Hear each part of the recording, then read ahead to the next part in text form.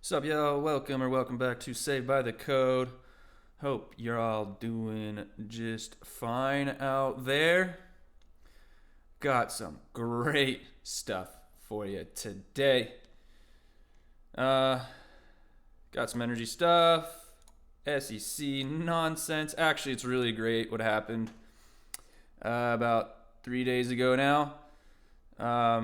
The chair, I'll just get into it. The chair of the SEC, Gary Gensler, got absolutely torched, roasted in a congressional hearing on cryptocurrencies and a lot of other things. But the big one for me, obviously, this is a crypto channel, was the whole the absurdities surrounding the SEC's incompetence when it comes to cryptocurrency regulation, or just incompetence in general.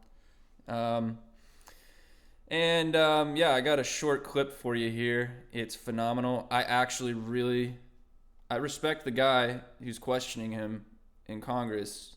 Seems to be he's being quite neutral towards cryptocurrencies, which is how you should be when you're a regulator. So let's hear this clip of our boy Gary getting roasted by this guy. He looks like my friend's dad. Ether is one of the most popular digital assets and powers the Ethereum blockchain. Back in 2018, then SEC Corporation Finance Director Bill Hinman stated that he believed Ether was not a security. Last month, CFTC Chair Benham expressed his view that Ether is a commodity. The State Attorney General of New York asserted in a court filing last month that Ether is a security. Clearly, an asset cannot be both a commodity and a security. Do you agree? Actually, all securities are commodity under the Commodity and Exchange Act. It's that we are excluded commodities, but I would agree that a security cannot be also an excluded commodity and an included commodity. I'm sorry, Chair, just to talk about the Commodity Exchange Act more precisely. Okay, so do you recognize, how would you categorize Ether then? Look, I think that the general sweep of what Congress did, not just in the 30s, but as amended. I'm asking you, sitting in your chair now, to make an assessment under the laws as exist. Is Ether a commodity or a security? Without Oh my speaking gosh. to anyone, I know. He's literally shaking when he's being asked these questions. If you're watching the screen, this poor guy is just, well, he deserves it because he's so incompetent. But let's just listen to the rest of this. You've Okay. repeatedly said It's a you're not going matter to of speak to facts. one, except you've spoken to one, Bitcoin. So I'm asking you to speak to a second one, the second largest market cap here. and speaking to the tokens, there's 10 to 12,000. If there's a group of entrepreneurs in the I'm asking middle about that one. the public is anticipating a profit based on the. I'm asking you a specific question, Chair Gensler. I said this in private. This should be no shock to you. I'm asking this question. Is Ether a commodity or a security? And again, it depends on the facts and the law, and if there's a group of I'm asking you about the facts and the law sitting in your seat and the judgment you are making. And so, Mr. Chair, I think you would not want me to prejudge because I'm also. But you have prepared- prejudged on this. You've taken 50 enforcement actions. We're finding out as we go, as you file suit, as people get Wells notices on what is a security in your view, in your agency's view. I'm asking you a very simple question about the second largest digital asset. What is your view?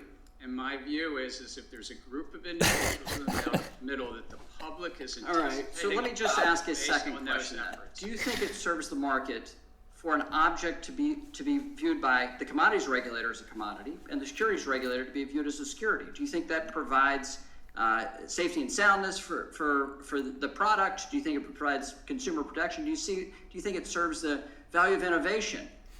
I think no should be a very simple answer for you here.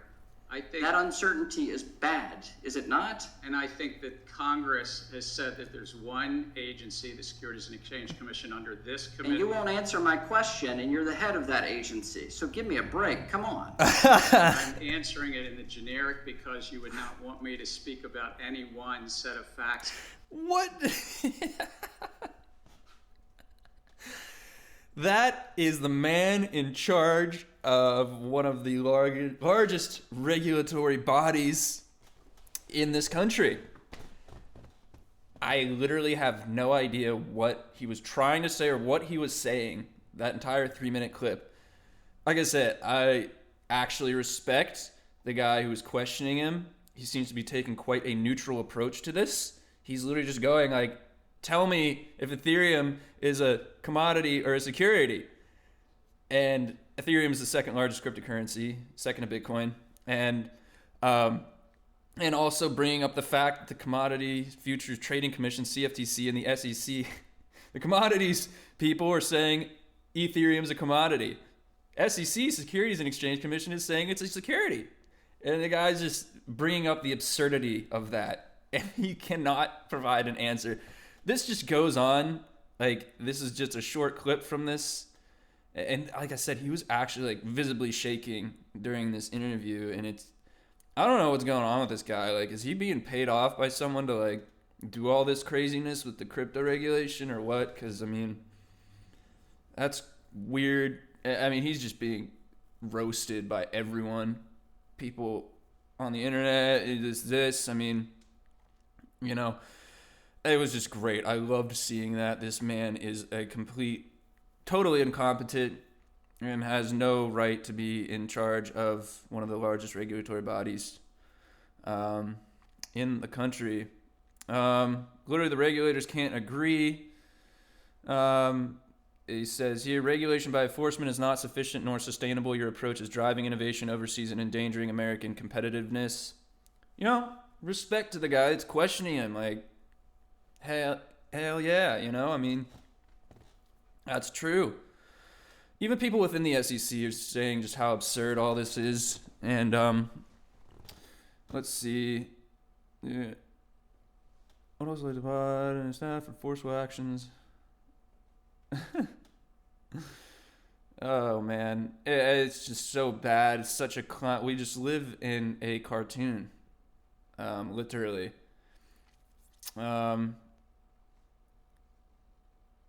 It's just like he can't answer a simple yes or no question whether Ethereum is a security or not. Just dancing around. There's something weird, you know. That's just weird. And I mean, I guess a lot of, you know, officials do that when questioned about things that they know the answer to but don't want to say it. He doesn't want to say it's not a security, clearly.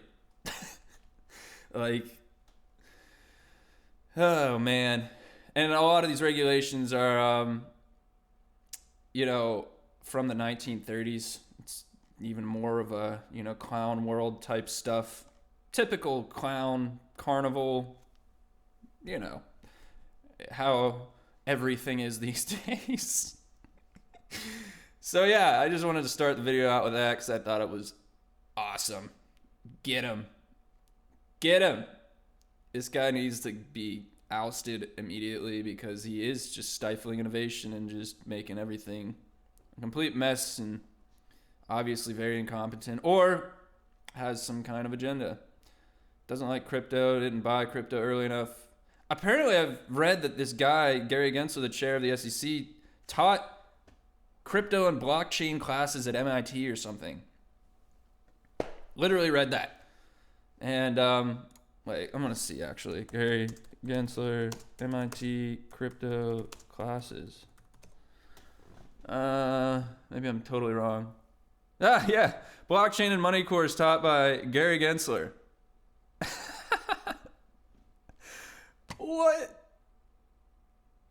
Gary Gensler's double standards on crypto exposed with video evidence. It's just, you can't make this stuff up. We live in The Simpsons. All right, moving on from that. Insanity. Clown world insanity. I just wanted to bring back this New York Times article, which I can't read because they force you to pay for it. Meanwhile, bashing Bitcoin miners for being so greedy and raking in, you know, typical clown world stuff. We don't live in the first world. We live in the clown world. But this article just summarizes it, and they absolutely bashed Bitcoin about its energy use. Absolute hypocrisy, lies, intellectual dishonesty, you know, the usual. What else would you expect from the New York Times? And this article states, how voracious Bitcoin mining is messing with Texans. I have data here to completely negate all of the things that they're trying to say in their report, how it is made up, and it is not true. The New York Times is a large player in the fiat money regime. The government, essentially US dollar, is a fiat currency. So fiat money regime. They are essential to it. Media outlets, they can spread lies and get people to believe things that aren't true in an attempt to fuel their agenda. They're getting paid in regular US dollars. They're not getting paid in Bitcoin, so they don't want to see that system be overtaken by something like Bitcoin. Hence why they release these kinds of articles saying that it is just destroying Texans' lives.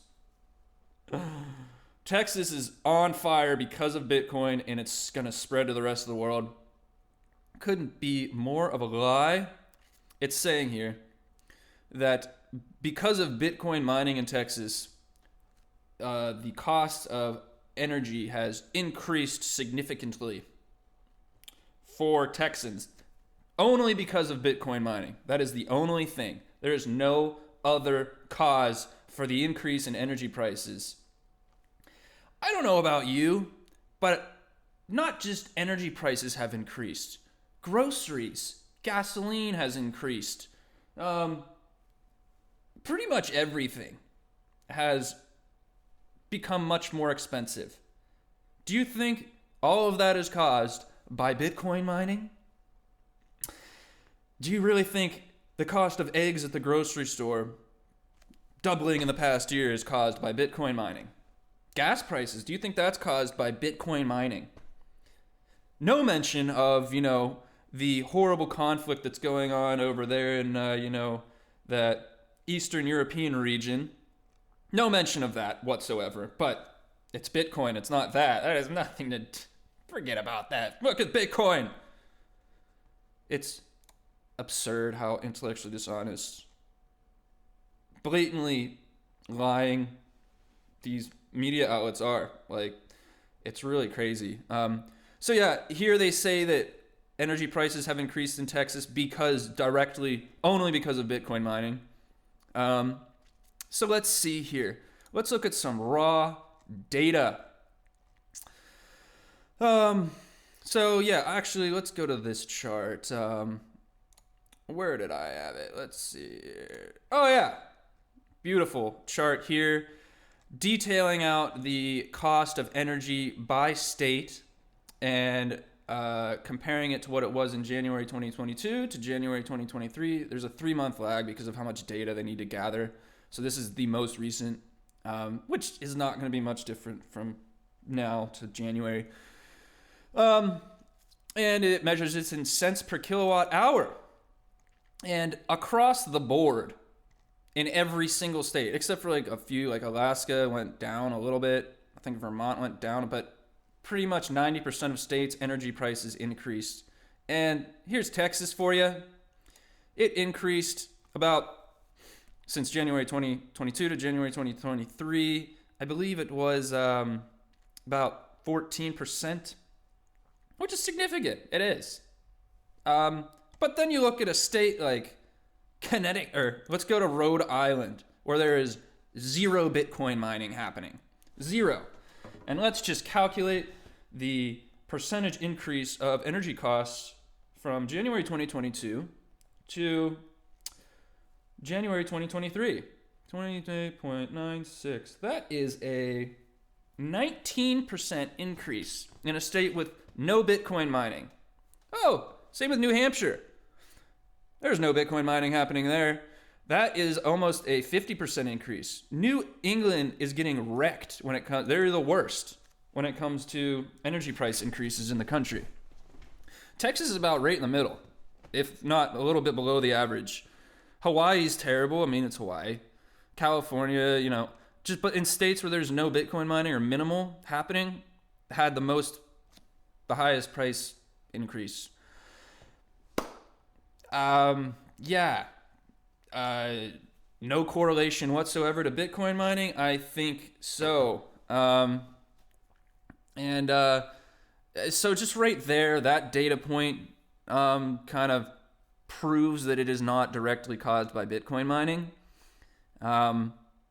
Across the board, Nevada saw that's like a 20% increase.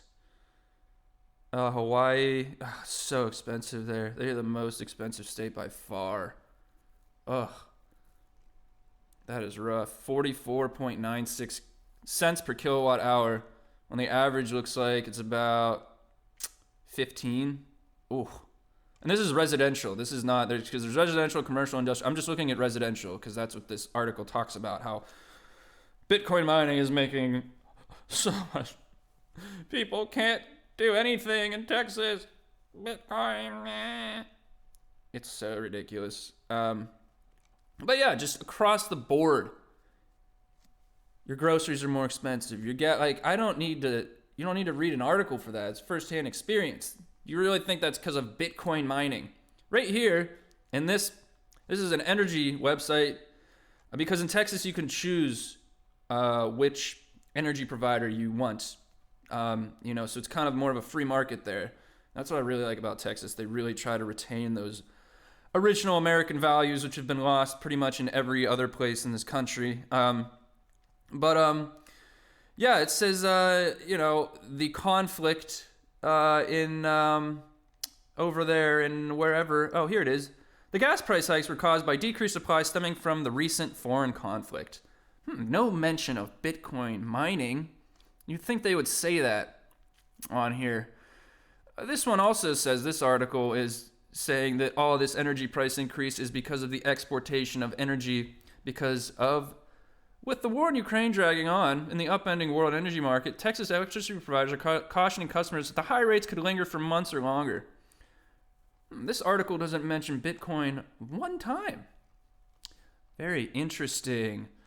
Also, something I want to point out here is the presence of renewable energy in Texas. What does it say here? Here are the facts about Texas energy production. They produce the most energy in this country and also use the most energy. Texas is the top crude oil and natural gas producing state in the nation. Texas has the most crude oil refineries and the most refining capacity of any state. Texas produced about 26% of all U.S. wind-powered. I like this one a lot. In 2021, Texas produced about 26% of all U.S. wind-powered electricity generation, leading the nation for the 16th year in a row. Wind power surpassed the state's nuclear and coal-fired generation in 2019. So a lot of renewable energy use is going on in Texas, which is a big reason why Bitcoin miners go there, by the way. And no mention of this by the New York Times article at all. Just Bitcoin is ruining lives and it's going to blow the earth up. Because they use words like voracious and their insatiable appetite for energy.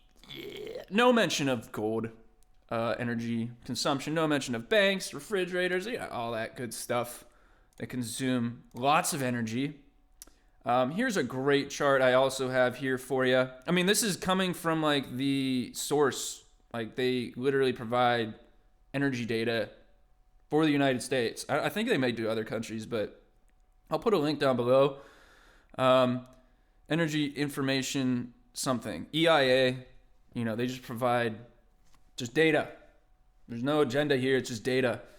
I don't know. Maybe there is, but I mean, as you can see here, the spikes, I mean, it just looks pretty flat. Actually, coal use has gone down significantly since 2017 in Texas. This is in Texas, if you're not looking at the screen.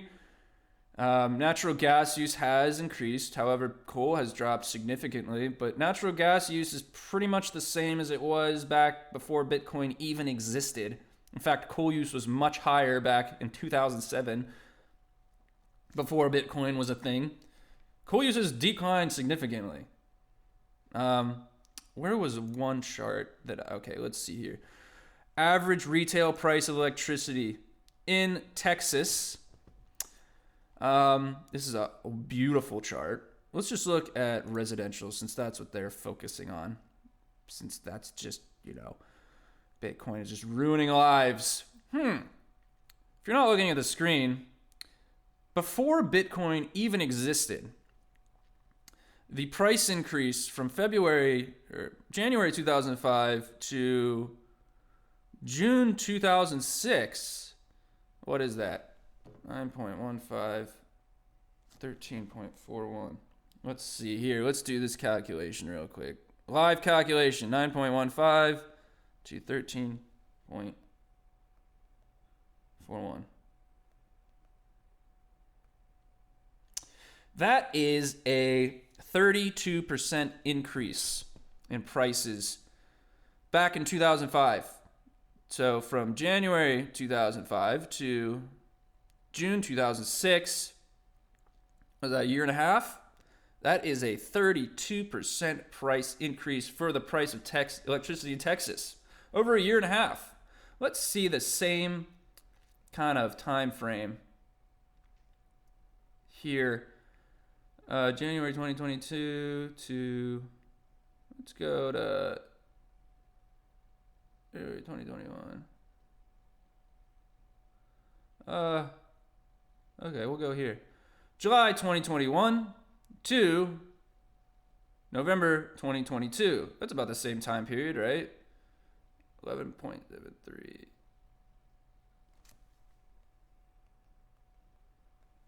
14.77 was it? 14 point. That's a 20% increase over the same time period where Bitcoin is a thing. Back to when it wasn't a thing at all. It wasn't even a thought. That's strange. So when Bitcoin didn't exist, electricity prices increased more than when it did exist. I see no correlation between the price of electricity increasing and Bitcoin mining. So that article has been completely disproven. The Bitcoin energy argument is, I don't know how many times I say it, it's just not factual information. It's just an attempt to destroy something that's good. All Bitcoin is hope, freedom. It's neutral. It neutralizes money, empowers the individual. I mean, sure, there's illegal things that happen within Bitcoin. Drug dealing and this and that. Welcome to Earth, people. There's nothing on this planet that is not used for, like a hammer. A classic example. You can build a house with it, or you can go hurt someone with it. Hammer's going to be outlawed? No. But Bitcoin threatens the integrity of the fiat money regime that exists in this world, and they will do everything they can to stop it. And this is one of their biggest weapons, is the New York Times saying Bitcoin energy use is bad. What a pathetic attempt, honestly. That's all they got. They probably really thought they fired shots there, but meanwhile, happy Earth Day, by the way. So moving on from that, like I said, I will provide a link down below if anyone wants to check out this data, see for yourself. It's a pretty interesting website. Just data on electricity costs around the nation and trends, all that stuff. They got more than just costs. Like, it's a lot of great data. And I don't know. Data doesn't lie, but New York Times lies. All right, so let's move on. Kind of going off of that, this is from story, 3 environmentalists fighting climate change with Bitcoin. Yeah, I mean, Bitcoin has a net positive impact on the environment. Sure, it uses a lot of energy, all that stuff.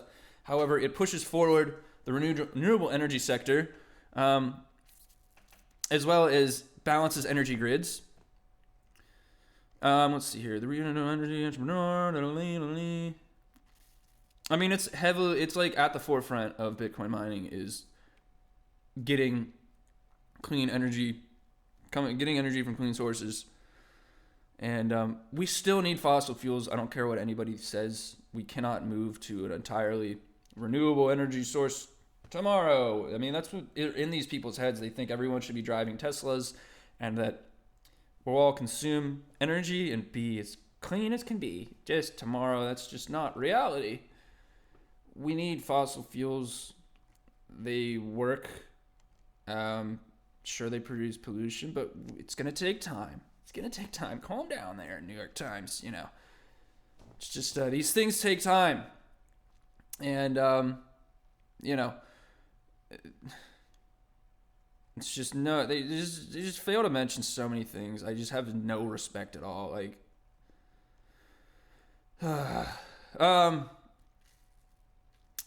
it says here, all things Bitcoin users around the world are celebrating Earth Day, researching, experimenting, mass transition, renewable energy.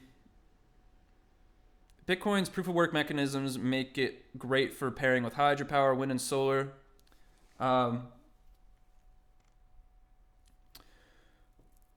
There's just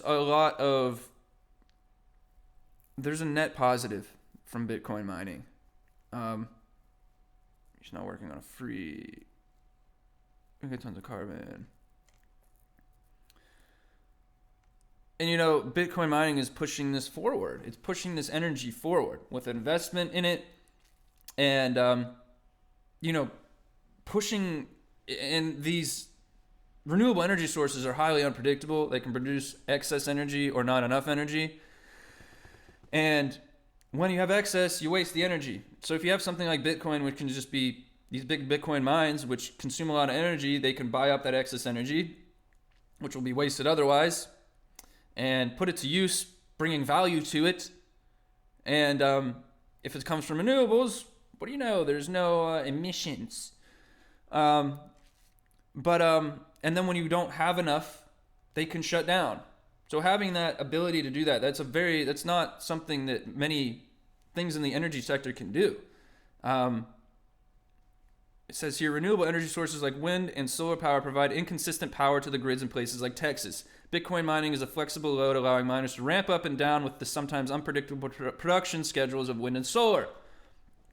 Adding Bitcoin miners to the mix allows the electricity system to store energy and value, plus to fluctuate mining in accordance with urban demands to keep the power grid steady. These are the things that the New York Times article completely fails to mention.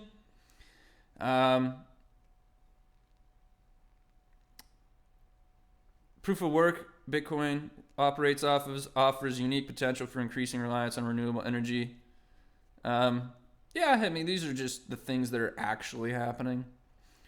And this is just kind of a side thing that wasn't even foreseen in the early days of Bitcoin, other than the utility it actually provides, unconfiscatable, censorship-resistant money, a bunch of different other things too that are good.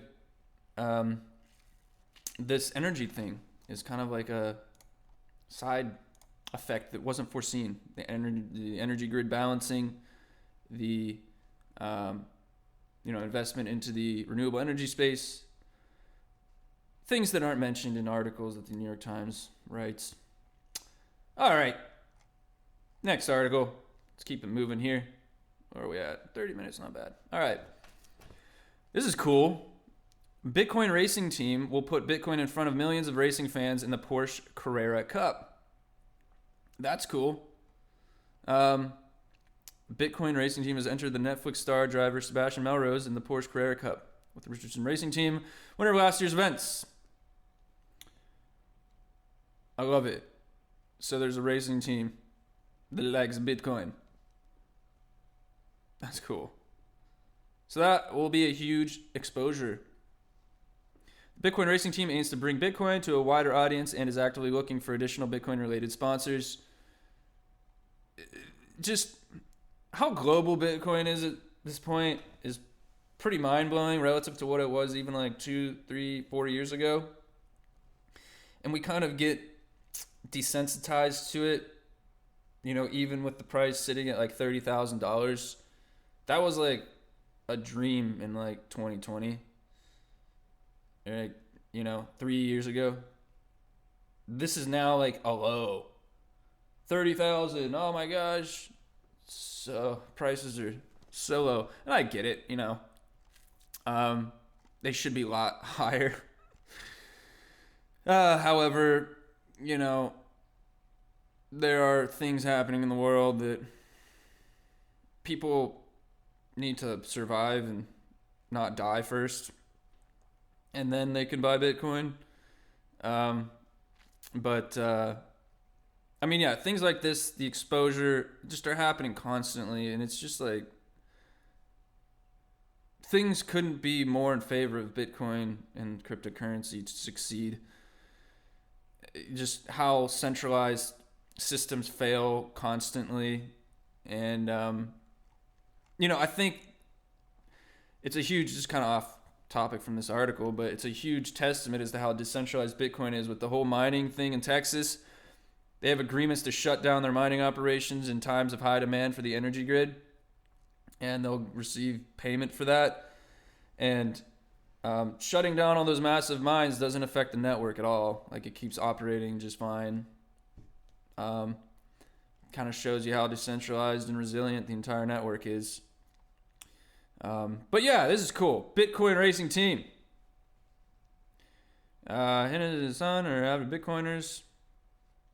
They want to bring Bitcoin to a wider audience through racing. These people love Bitcoin. Bitcoin's here to stay. It's not going anywhere. Like this story here is another supporter of that idea. United States first Bitcoin real estate marketplace launches through Coinbase integration. My eListing, a commercial real estate marketplace, is set to launch the United States first Bitcoin-enabled real estate marketplace through a Coinbase integration. This new platform allows buyers to purchase U.S. real estate properties with Bitcoin or cash. The CEO states that the program will drive innovation in the crypto and real estate industries. That's pretty freaking cool. You can buy real estate with Bitcoin. Agents can now list U.S. commercial and residential properties to be sold for cryptocurrency or cash on the platform, and anybody worldwide can purchase them within one business day through the ASA program. Yep, the transaction times are also expected to be 50 times faster than current averages. Yeah, because our traditional financial system is ridiculously slow when it comes to payments. It's really bad, especially international payments. I mean, trying to buy something in a different country, good luck. With Bitcoin, you literally send a Bitcoin to an address. You press, if you can copy paste and you can press a button on your phone, you're done. Finalized within 1 hour. Pretty much 10 minutes actually, but really, really finalized in an hour. When it comes to wire transfers and all that, it takes days. Sometimes on weekends it doesn't move. It can get lost. Like, it's really pathetic. We need Bitcoin so bad. I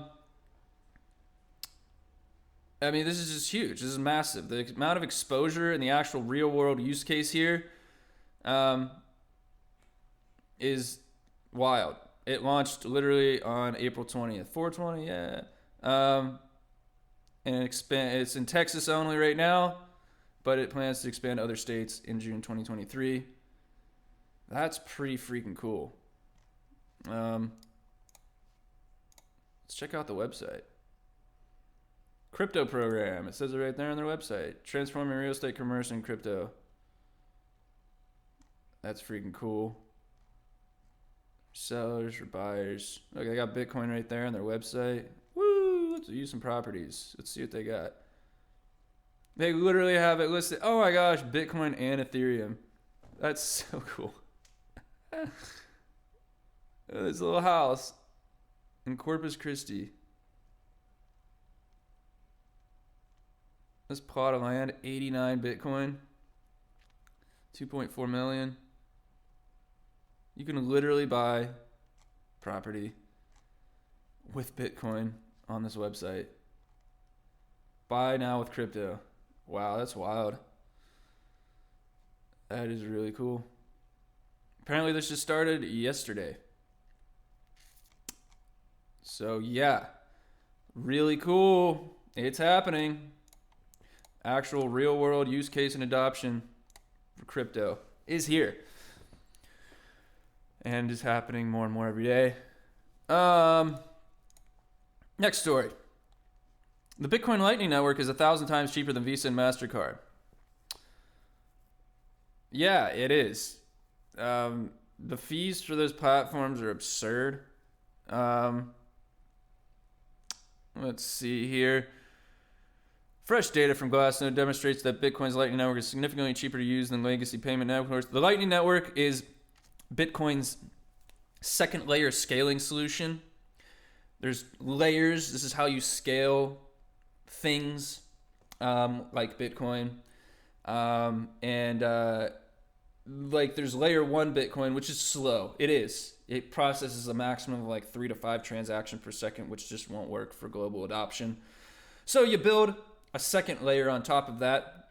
The first layer you don't touch because it just runs so well. No one wants to touch it. They just literally want to leave it alone. This is why Bitcoin is never updated.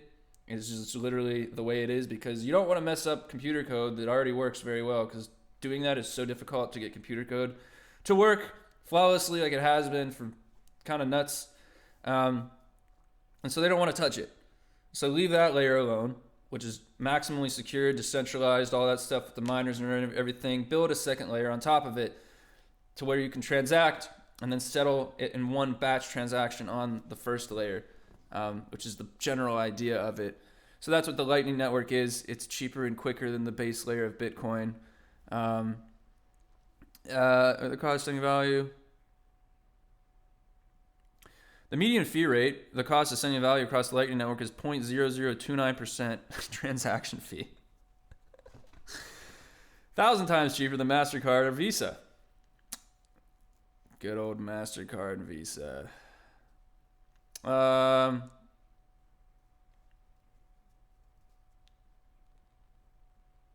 Yeah, so yeah, that's the fee rate, 0.0029%. You know, if you want to send 1 Bitcoin, it'll cost you 84 cents. Compare that to Visa or MasterCard.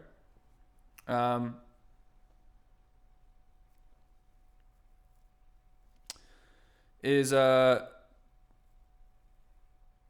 to 3.5% on Visa and MasterCard. Like, oh, every time I pay my utilities, you have a 4% service fee going straight to the credit card company or debit card company.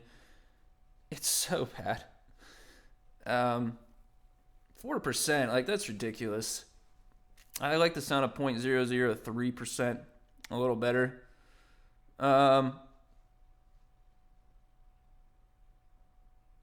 Yeah, so it's super cheap, quick, and it's growing so much.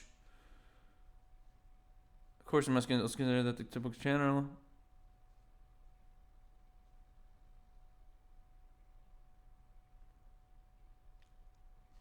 Yeah, it's really, the Lightning Network is super cool and interesting and is growing rapidly by the day.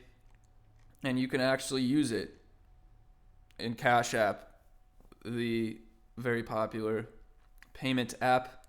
You can use it for Bitcoin Lightning payments. So that's being integrated in a lot of places as well. And yeah, the fees are so much lower than traditional rails. It's just a matter of time. Like, I mean, how do you not? It's just a matter of time before Bitcoin literally takes over everything. All right, next story here. Texas, this is so hypocritical. Texas Proof of Reserves bill passes House of Representatives. Unfortunately, I can't believe this happened in Texas. I mean, it's a good thing. It's just so ridiculously hypocritical because we live in a fractional reserve banking world where banks are only required to keep 10% of the actual money that they issue as debt out. So your money is not real that you have in your bank account. This bill would require cryptocurrency exchanges to maintain reserves in an amount sufficient to fulfill all obligations to customers. So the complete opposite of what banks are required to do. It's just so crazy.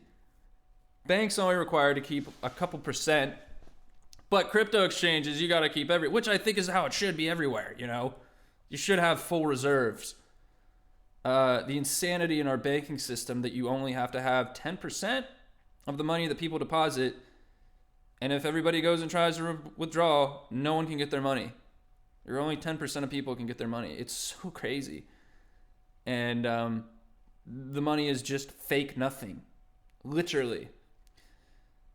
I mean, I'm not even going to read through this. It's just, I did read through it, but it's just saying that crypto exchanges must have 100% reserves, which is fine. That's great. What about banks?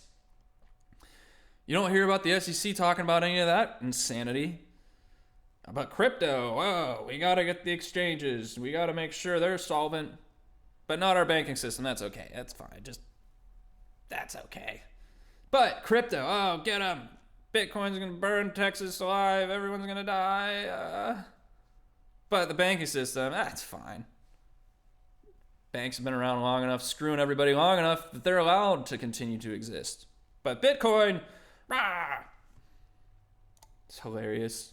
Clown world. We live in a cartoon. It's kind of insane. Oh. Gosh. It's not funny because this has real life implications for people and their children and their families. These terrible people in charge that are pushing this fiat money regime that ruins people's lives, put people in debt, decimates their businesses, you know. But that's allowed. Those are allowed to exist. That's fine. Yeah, that's cool. But Bitcoin, which empowers the individual and allows you to be in full control of your money, can't be inflated into oblivion. You know, the whole spiel. Get that out of here. Next story. Apparently Russia is interested in using Bitcoin for international commerce because of the sanctions put on them by the United States. Sanctions are laws stating that countries must use the US dollar whenever settling transactions internationally. It's like this agreement. And ever since like World War II, the countries must use must use the US dollar, which is why the US has been so dominant over the past couple of decades. And because everyone had to use the US dollar. It was the world reserve currency. And why the US is so powerful. And why it's so horrible to see where it's going now and how great it could be. But I digress. But yeah. Right here it says the Russian central bank has said it prepared to allow trading firms to do international business in a controlled experimental environment. They've come to terms with the fact that cryptocurrency will be used in external settlements in Russia. I mean, yeah, it only makes sense. Bitcoin, you cannot put sanctions on Bitcoin because it is a neutral money. You can put sanctions on fiat money like the US dollar, the yuan, all that stuff. All those trash currencies that, for whatever reason, people will continue to use and believe in and adopt. Yeah, so I mean, I think this will happen in more and more countries. They'll just be like, why are we using the yuan or the ruble or the rupee in India?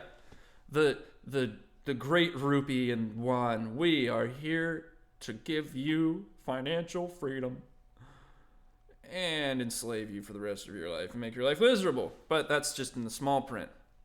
You know, they don't want you to know that.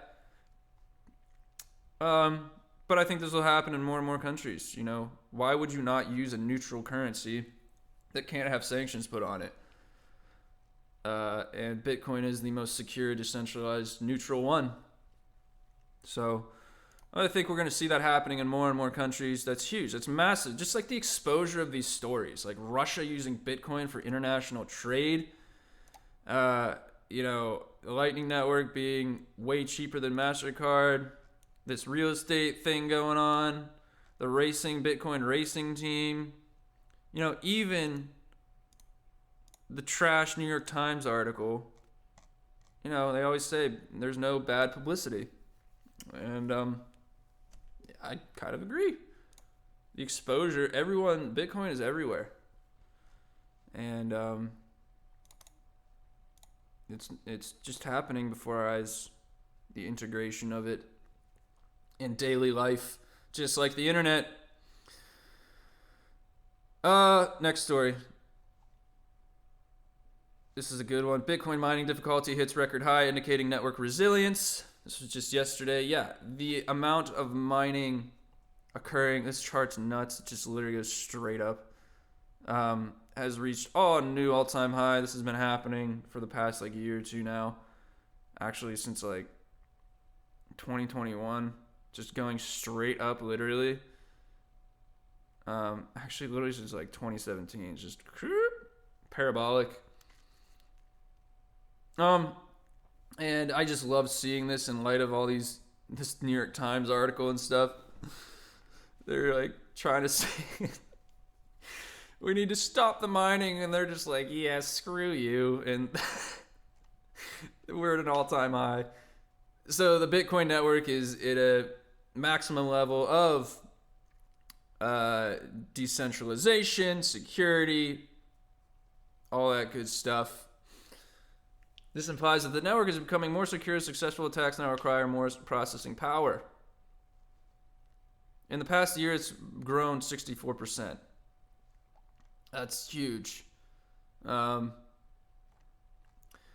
this article talks about the difficulty hits a record high. The difficulty is how difficult it is to come to a solution to the puzzle that the miners must solve in order to earn the right to add a block to the blockchain. So think of it in terms of, I've explained this in my other videos, but as a Sudoku puzzle. And that Sudoku puzzle can either be easier or harder depending on how many numbers are on that are already there. And just imagine this is how it works. Sudoku is easier if there's more numbers in the square already, and it's more difficult with less numbers. And so with more miners entering the network, this is what difficulty accounts for, is miners exiting and entering the network, turning off their machines, turning them on. It has to account for the competition and the fluctuation of miners entering and exiting the network.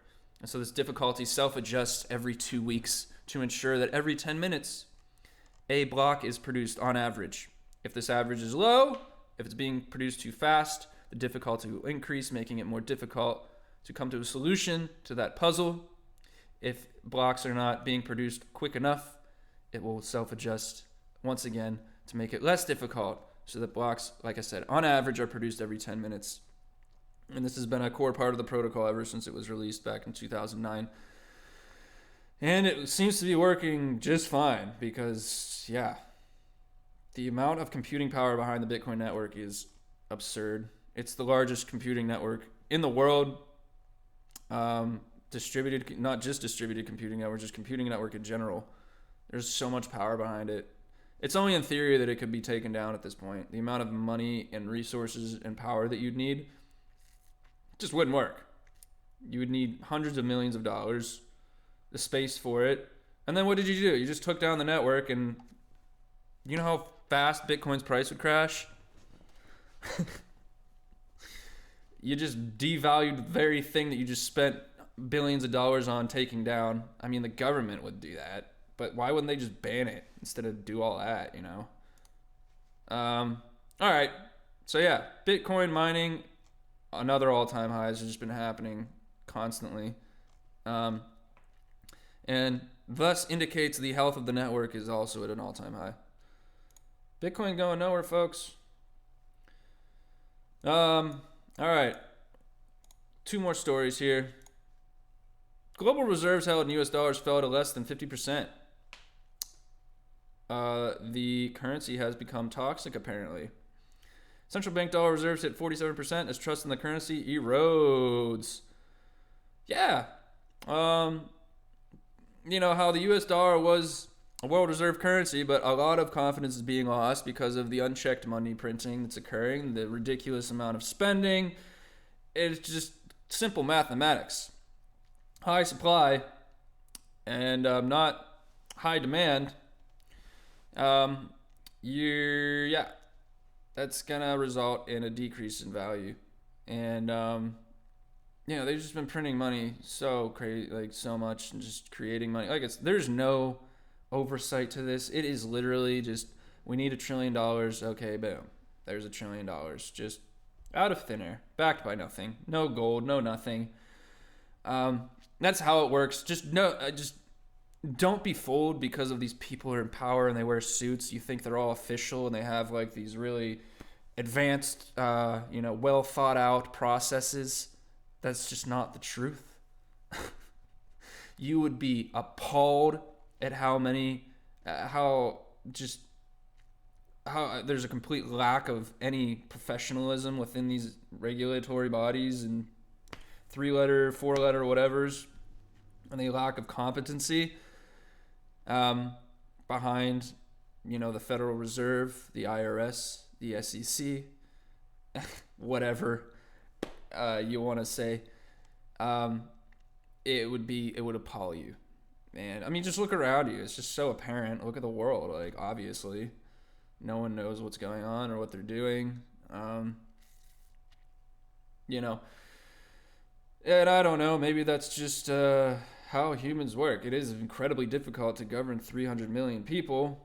But I'm not even going to get into politics at all. Anyways, yeah, so no one wants the dollar anymore. And, there's even countries banding together, like BRICS, Brazil, Russia, India, China, South Africa, to not use the dollar. Says here, this de-dollarization trend fueled by so-called weaponization of sanctions by the government of the U.S. has global blocs like BRICS looking for alternatives. I think it's inevitable that they're going to move towards Bitcoin, because why would you not use a neutral currency that you can transfer so easily large amounts of money? Moving that amount of money in gold is very risky. It can be attacked. It can be stolen. Pirates in the seas, that's risky, moving billions of dollars in gold. And it's a pain. Like, you could move $1 billion in Bitcoin with the press of a button. But you'd rather move billions of dollars in gold on a massive ship that can be robbed or blown up or whatever. And spending all that money to move it, like, it's just, you can send $1 billion in Bitcoin for $5. Like, it is thousands of times better than gold as a reserve asset, as a currency to be used in international trade. These fiat currencies are so antiquated, it's pathetic. So I think we'll just naturally see, you'll just have to use Bitcoin. Like, it's just inevitable in my eyes. All right, last story I got for you here. Secretary Janet Yellen, her 147th birthday is tomorrow, I believe. She's here to assure us that the government will take any steps necessary to preserve its financial dominance. Tell us, Janet, what are you going to do? Oh, the U.S. banking system remains sound, and we will take any necessary steps to ensure the United States continues to have the strongest and safest financial system in the world. Meanwhile, $5 trillion was just printed out of nowhere. I don't know. Just look around. Banks collapsing, the U.S. dollar, the inflation, the prices of things, countries not wanting to use it anymore. Could potentially cause problem for a country. She warned that the United States government will not hesitate to punish Chinese companies that violate its sanctions on Russia. Yeah, so these sanctions are real. Like, they will step in and be like, you're going to get a spanking. Bad China. You're going to get the belt. You didn't use the U.S. dollar. So yeah, it's just, they'll do anything. They do not want the dollar to lose dominance. And it's inevitable that this is all going to come crashing down. It's just mathematics. And these things don't last. They don't. And we need something else. And you know what I'm going to say. Bitcoin's hope, Bitcoin's freedom. It's that lifeboat. Let's see here. Yellen touted the recent actions taken to shore up the financial system. Growing chorus for the adoption of an alternative reserve currency. We need Bitcoin so bad. So bad.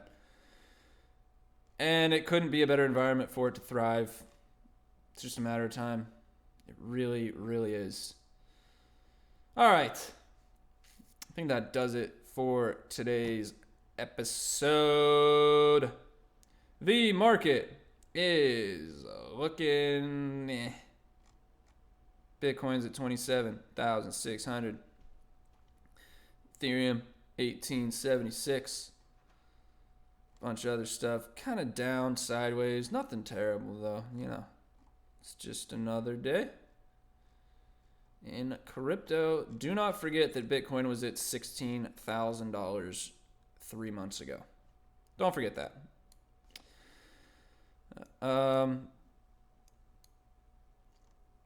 I have full confidence that we will see a significant price appreciation in the coming months, years. Bitcoin halving is coming up next year, which means the amount of Bitcoin out there will be cut in half. Being created every 10 minutes will be cut in half. That is, like clockwork, has caused a price appreciation in every single halving in the past. Significant price appreciation. And I think in these times, these environmental times, like the world we're living in right now, it couldn't be a better time for Bitcoin to shine. All right, thanks for listening. Leave a comment, subscribe, like, whatever you want to do. Appreciate y'all listening, and I bid you farewell on your cryptocurrency journey.